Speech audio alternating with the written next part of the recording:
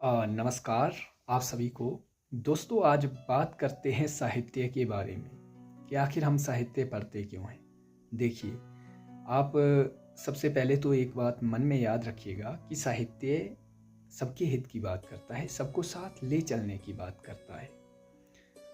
अगर आप कोई पोइट्री पढ़ रहे हो, इसका मतलब ये नहीं है कि आप किसी राइटर की पोइट्री पढ़ रहे हो तो काम हो गया, बस आपने एग्ज़ाम के पर्पज़ से पढ़ रहे हैं तो फिर वो मुझे नहीं लगता वो आप साहित्य को अच्छे से जानते हो या साहित्य को सही से आकलन कर पा रहे हो। जब आप इफ़ पोइम पढ़ रहे हो, आप where the mind is without fear poem पढ़ रहे हो, आप the woods are lovely dark and deep poem पढ़ रहे हो, आप the man he killed poem पढ़ रहे हो, उस जो पोइम में आप जब एक एसेंस देखते हो, वो एसेंस क्या होता है? वो एक मैसेज होता है।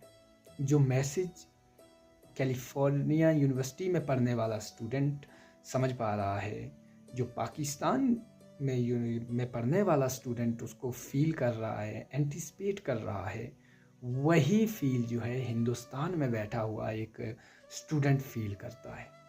मीन्स कि हम डिवाइडेड है बाउंड्रीज से बट यूनाइटेड बाई लिटरेचर। दोस्तों, साहित्य न केवल ये दर्शाता है कि जीवन की वास्तविकता क्या है, अपितु ये भी बतलाता है कि जीवन कैसा होना चाहिए। जॉन मिल्टन लिखते हैं, साहित्य एक जीवन शैली का निर्माण करता है।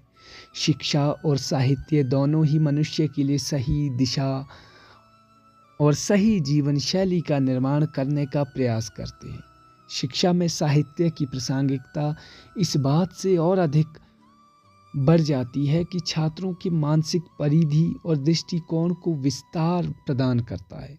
छात्रों को सच्चाई, ईमानदारी, न्यायप्रियता और समता के भावों की ओर अग्रसर करता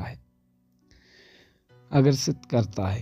प्रेमचंद का कथन है कि साहित्य मस्तिष्क की वस्तु नहीं, हृदय की वस्तु है। जहाँ ज्ञान और उपदेश असफल होता है, वहाँ साहित्य बाजी ले जाता है। प्रेमचंद के इस बात और इस कथन से ये बात सामने आती है कि शिक्षा में सिद्धांतों और फॉर्मूलाबाजी की सहायता से जो बात विद्यार्थी ठीक से नहीं समझ पाते, वही ये कार्य साहित्य आसानी से कर देता है। मनुष्य उपदेशों और नसीहतों से नहीं समझता, वह समझता है जब उसके भाव क्षेत्र को छुआ जाता है, उसके कोमल मनोभावों को संपादित किया जाता है। साहित्य मनुष्य के भीतर की सहज मानवीय करुणा को जागृत करने का कार्य करता है।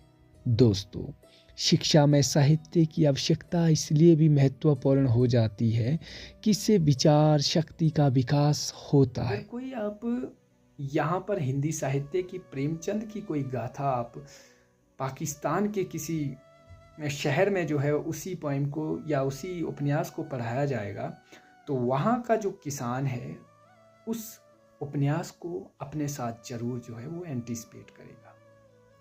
लिटरेचर आपको एम्पैथी की फीलिंग देता है। आप दूसरों के दर्द को अपना दर्द समझते हो। जब आप कोई उपन्यास पढ़ रहे होते हो, आप समझते हैं, आपके अंदर का दर्द छलक उठता है, आप उनके दर्द को अपना दर्द समझने बैठ जाते हो।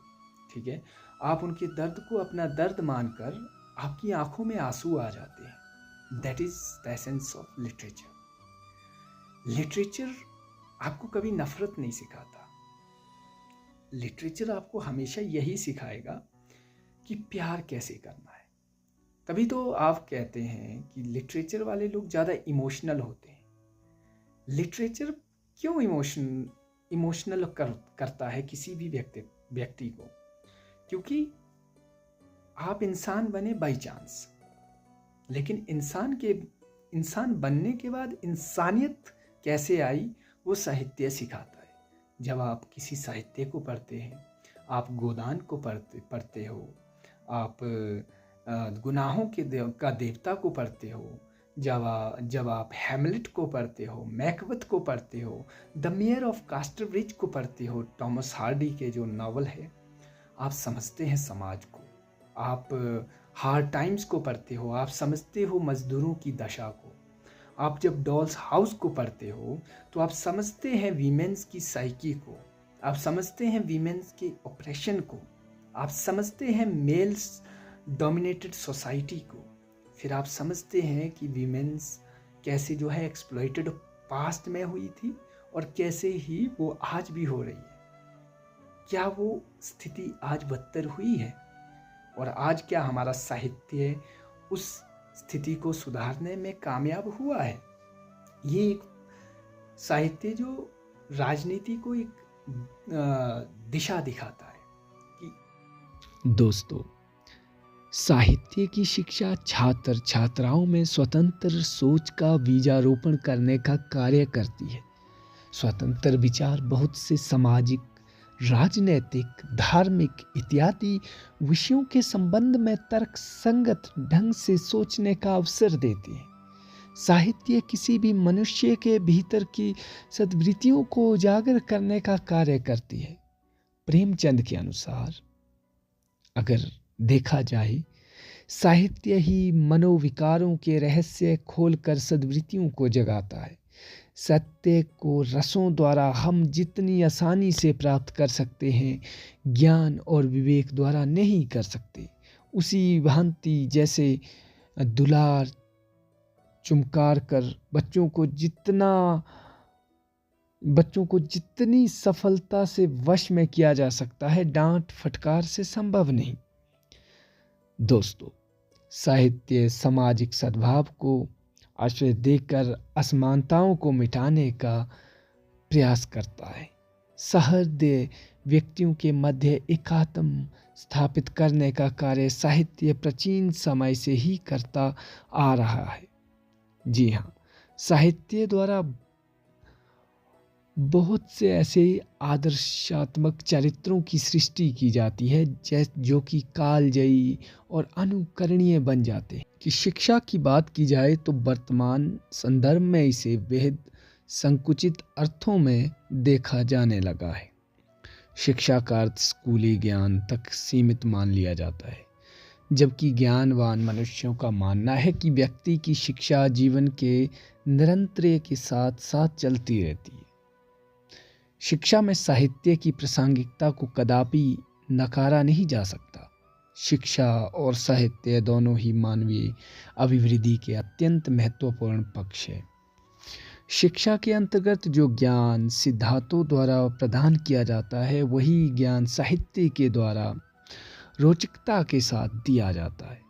रामधारी सिंह दिनकर अपने काव्य संग्रह चक्रकाल की भूमिका में लिखते हैं कि बुद्धि पर जमी हुई पपड़ियां विज्ञान की शोधों से टूटती है, किंतु मनुष्य के हृदय पर की पपड़ियों को तोड़ने का काम नाटक, उपन्यास, चित्र, संगीत और कविताएं ही करती है। साहित्य इन्हीं पपड़ियों को तोड़कर एक संवेदनशील मनुष्य को गढ़ता है, जिसकी आवश्यकता दिन प्रतिदिन अमानवीय होते जा रहे समाज को है। दोस्तों, साहित्य के द्वारा भिन्न भिन्न परंपराओं, समाजों, भाषाओं और संस्कृतियों से अवगत होने का अवसर प्राप्त होता है, जिससे कि संवेदनशीलता और सामाजिक जागरूकता का स्वतः ही विकास होता है।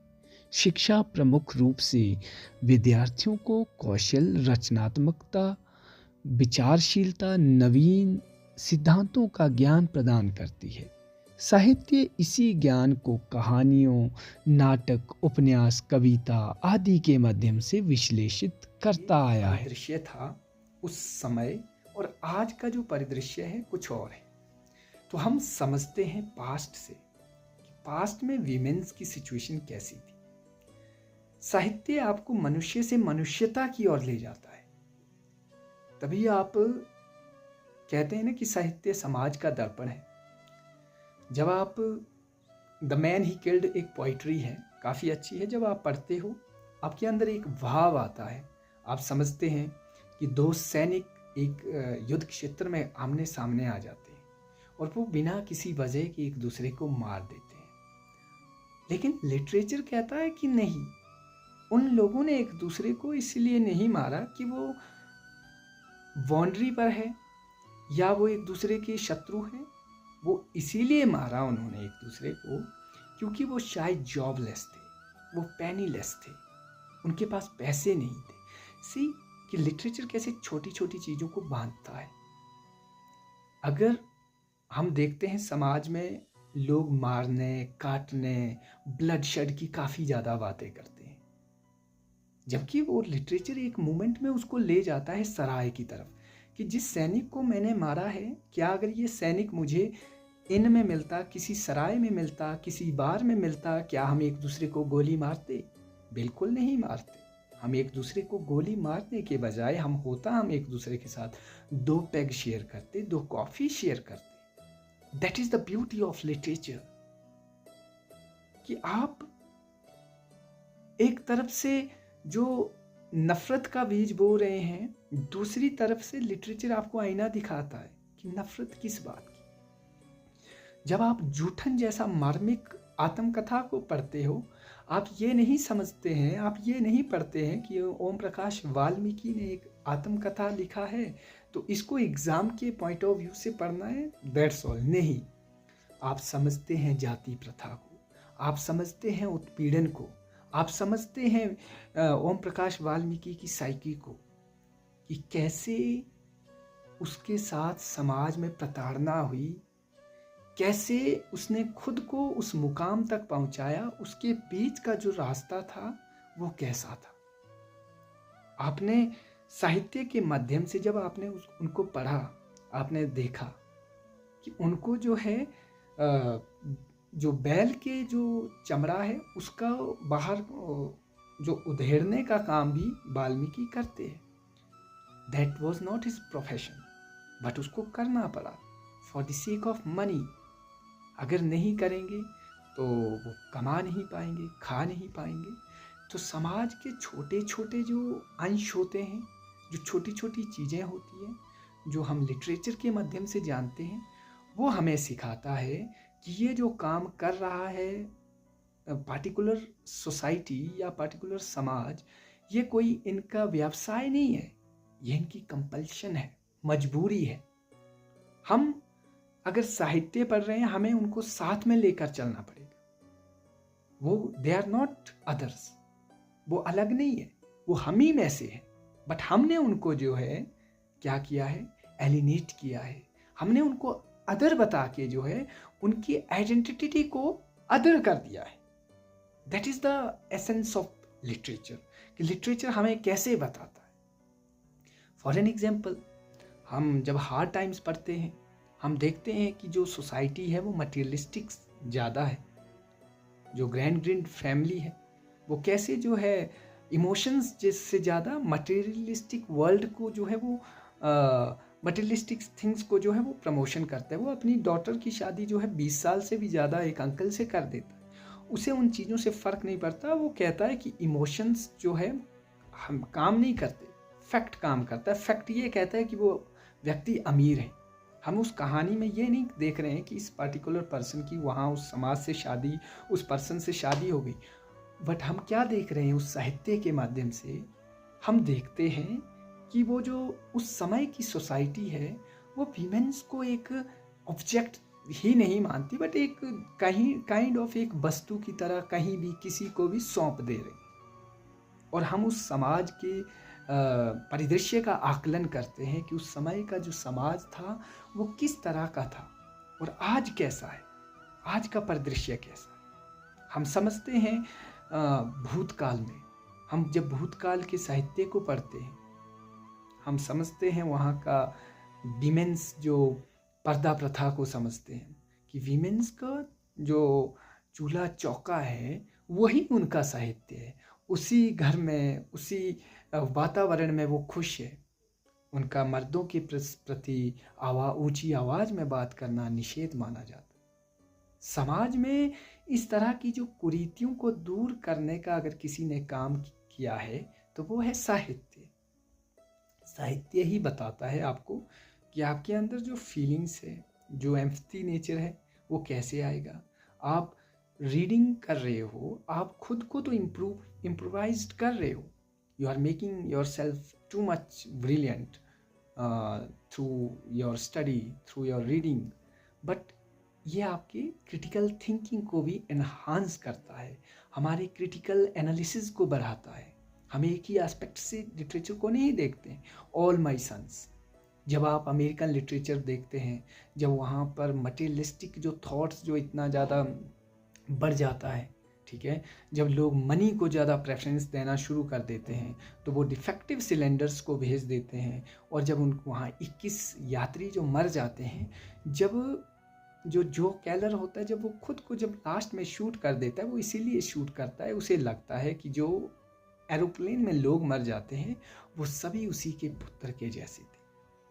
तो एक मैसेज के साथ जो कंक्लूजन मिलता है लिटरेचर में, वो एक हमें बताता है कि असल में जी ये जो युद्ध है, ये जो नफ़रत है, ये जो जात है, ये जो कास्ट है, ये जो क्रीड है, this is not an ultimate goal of life.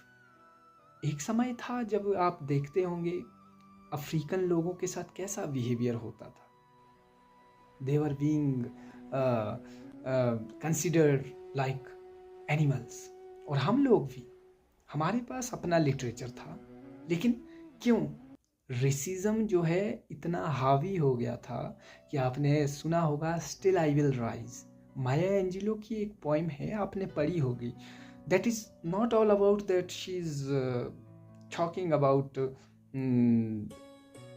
Her personality, she is talking about the whole community of African people. वो सभी समाज को जो है रिप्रेजेंट कर रही है। इसका मतलब ये नहीं है माया एंजेलो वो डज माई सॉसिंग अपसेट यू, क्या तुम्हें मेरी गुस्ताखी जो है इतनी अपसेट करती है? मीन्स कि जो अफ्रीकन पीपल है, अगर वो लोग तुम्हारे खिलाफ बोलना शुरू कर रहे हैं, क्या तुम्हें वो अपसेट कर रहा है? लिटरेचर आपको बताता है नो, ये तुम्हारा राइट जो है ये लोग छीन रहे, ये जो तुम्हारे साथ हो रहा है ना, ये गलत हो रहा है।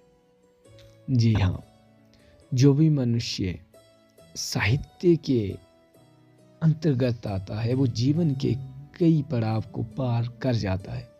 शिक्षा के अंतर्गत आने वाले अनेक विषयों के ज्ञान से मनुष्य उच्च पद, बड़ी नौकरी, शान और शौकत आदि तो प्राप्त कर सकता है, परंतु साहित्य जो मानवीय करुणा, संवेदनशीलता, सद्भाव, एकात्म भाषाई ज्ञान, सांस्कृतिक ज्ञान, संयम, सौहार्द प्रदान करता है, वे कोई भी वैज्ञानिक विषय प्रदान नहीं कर सकता।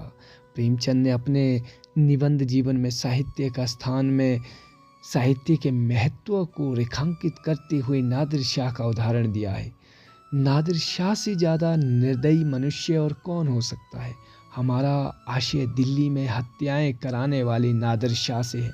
अगर दिल्ली का कत्लेआम सत्य घटना है तो नादिर शाह के निर्दयी होने में कोई संदेह नहीं रहता। उस समय आपको मालूम है किस बात से प्रभावित होकर उसने कत्लेआम बंद करवाने का हुक्म दिया था।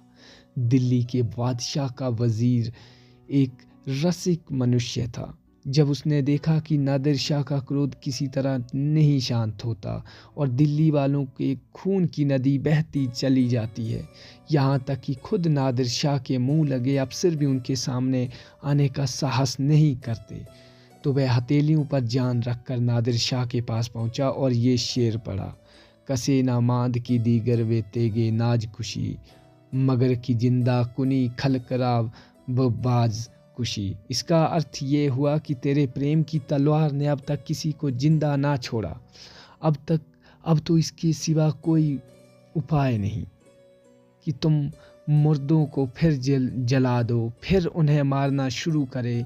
ये फारसी के एक प्रसिद्ध कवि का श्रृंगार विषयक शेर है, पर इसे सुनकर कातिल के दिल में मनुष्य जाग उठा।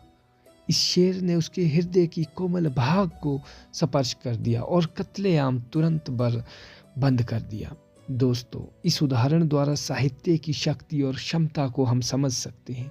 शिक्षा में जब साहित्य प्रवेश करता है तो वह उच्च चिंतन के लिए मनुष्य को प्रेरित करता है, जीवन की वास्तविकता को लेकर संवेदनशीलता, प्राणियों में गति और बेचैनी पैदा करता है। अंततः साहित्य की शिक्षा में प्रासंगिकता सदैव महत्वपूर्ण रही और ये निरंतर महत्वपूर्ण बनी रहेगी। जी हाँ, जय हिंद, जय